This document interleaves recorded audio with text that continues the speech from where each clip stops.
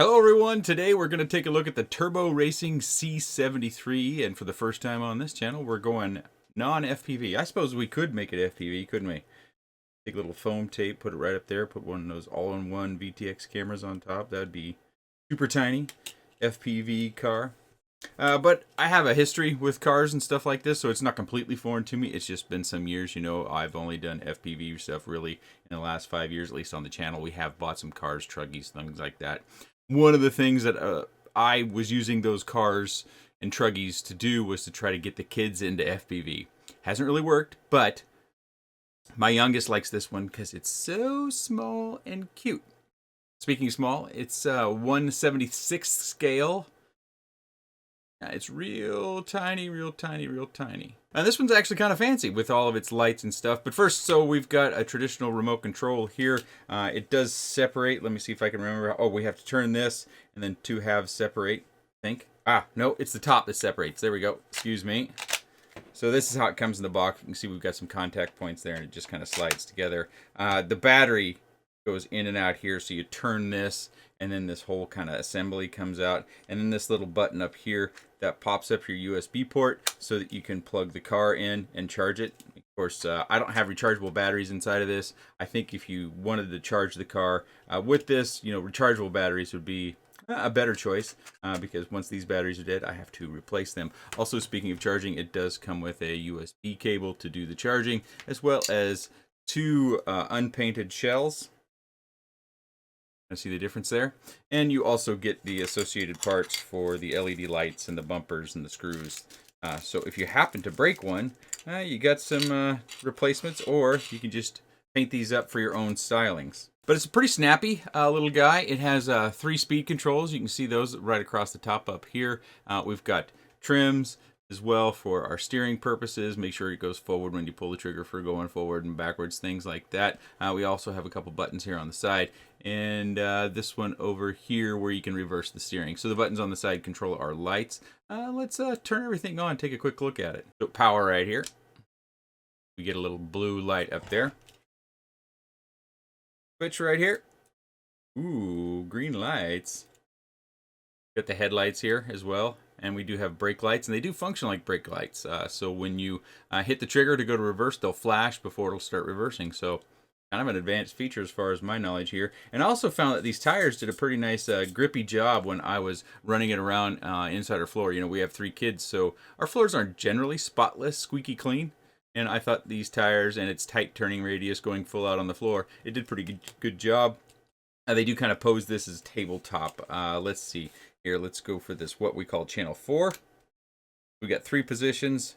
All the way to the left turns that off. Then we have on the middle position headlights. And then we get the flashing. Those 3 modes again. I'm going to go back to the middle position. Channel 3 should be our ground lightings, ground effect. Yeah, there we go. Get a little closer look at the number of LEDs underneath there. So those are the kind of the features, and if I turn this down, I should be able to just run it around here on the desk just a little bit. You can see how tight the turning radius is. Going a little off screen there, sorry about that.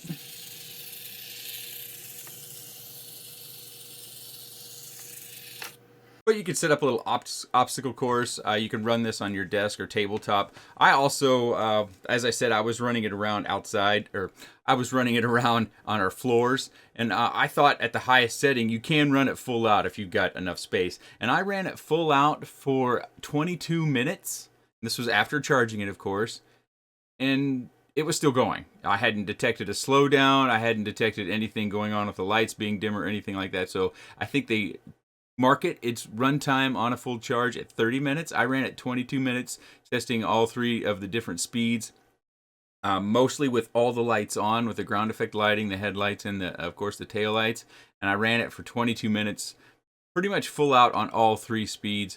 So I wouldn't be surprised if you can get not only 30 minutes, but maybe even more if you're running it at a more ginger speed, or the lowest speed setting. So I thought this was pretty good fun. It is not free or cheap, at least as far as I can tell. There is a flash deal on Banggood, and it is $76.99 right now. There is a C72 version, but I am uncertain the difference. Everything looks very, very similar. Everything posted on Banggood's website looks very, very similar as well.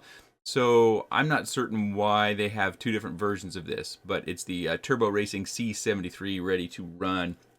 And I thought it was good fun, and I'll get this one to my 11-year-old now that I'm kind of done with it, and she can run it around. We might even add FPV to this. Let's do one last thing. Let's take the screws off so we can look at the underpinnings, but we'll do that after I turn it off here. We've just got these two screws. Oh, sure we don't lose those. Holy catfish. Little hand unscrewing here. I'll just separate these shells. Yeah. So it looks like the battery is glued on, but we do have two wires right over here to the back. Hopefully you can see those. Them right back here. We got our ground and then our voltage. We could possibly tap into those if we wanted to add FPV and just kind of drill a hole in the top somewhere to run our wires from an all-in-one camera VTX down through there. We can also see where the LED lights out here on the front. And then we can see those, of course, across the back too. Tiny, tiny, tiny little LED.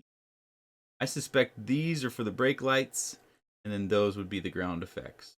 You can also kind of see the gearing in here. I think that's the gearing right back there. Then we have, I think, oh, the gear will be up here, and then this is the motor. Then you can see your antenna as well. The PCB.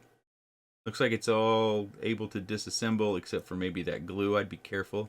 The glue does feel a bit tacky, but we have Phillips screws around a couple different spots where we could separate this and possibly get some other ports. It's fully, I didn't mention it, but I think it was probably fairly apparent by running it around on the table that it's digital proportional, so you have really fine-grained controls over the steering mechanism. It's not kind of bang-banged where it's either on or off, which you find in a lot of less expensive models possibly. Yeah, good little fun if you like RC cars. Maybe take it to your office.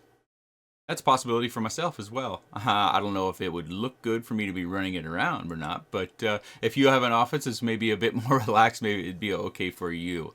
There'll be a link down in the video description if you do want to check it out. Again, this is on flash sale, and I do also have a coupon code that you can use on Banggood's website to get 8% off additionally, I believe. If you have any comments, questions, suggestions, or otherwise, please let me know in the comments section below. I appreciate your time, and thanks for watching.